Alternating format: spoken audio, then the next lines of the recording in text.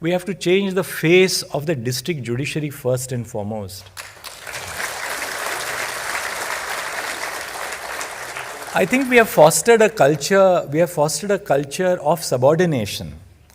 We call our district judiciary as subordinate judiciary.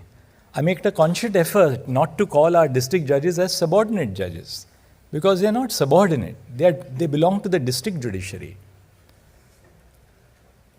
I have visited district courts where it used to be conventional, not in Maharashtra, mind you. Maharashtra is very different. It used to be very conventional for district judges to stand when high court judges are having their lunch or dinner, sometimes even try and serve the high court judges. That speaks of our colonial mindset. And I would always say that, look, we will not have our food unless you sit on the same table with us and have your food.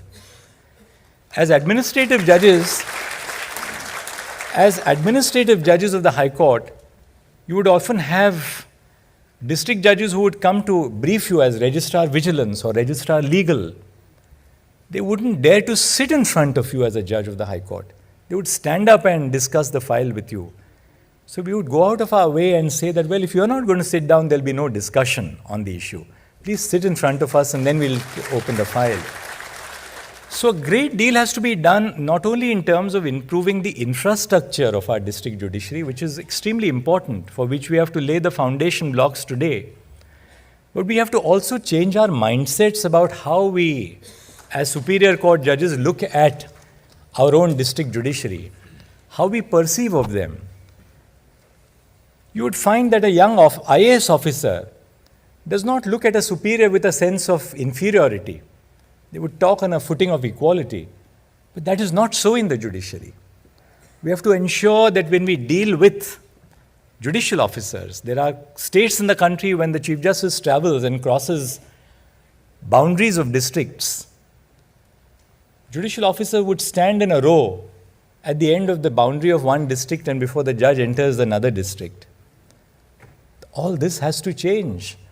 We have to ensure that we move towards a more modern judiciary, an equal judiciary. And unless we in the superior courts,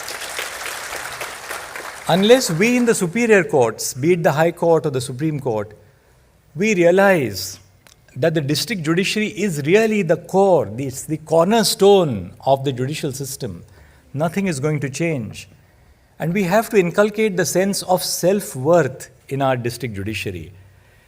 Interestingly, now, many more women are coming into the district judiciary.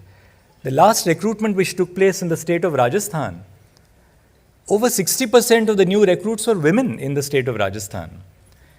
I found that there is a generational shift which is going on in the judiciary.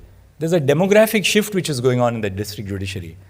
When I was Chief Justice of the Allahabad High Court, if you spoke to a very senior district judge, every second sentence they would look at you and say, "Hanji, sir." The younger lot of judges would be talking to you on a footing of equality, because that shows where India is going. The young are educated, they are bright, they have aspirations, they have a sense of self-worth, they are confident about themselves. And that's the same about our young lawyers as well. So I think when we deal with our lawyers, and that's something which I try and do in my own courtroom, I try and deal with lawyers on a footing of equality, encourage them. Sometimes we appear to be harsh by not granting an adjournment, but we do that in order to enable a young lawyer to argue a case. Sometimes we make sure that the seniors sit next to the young lawyers. Legal reporter के सभी video को देखने के लिए legal reporter को subscribe करके bell icon button जरूर दबाएं।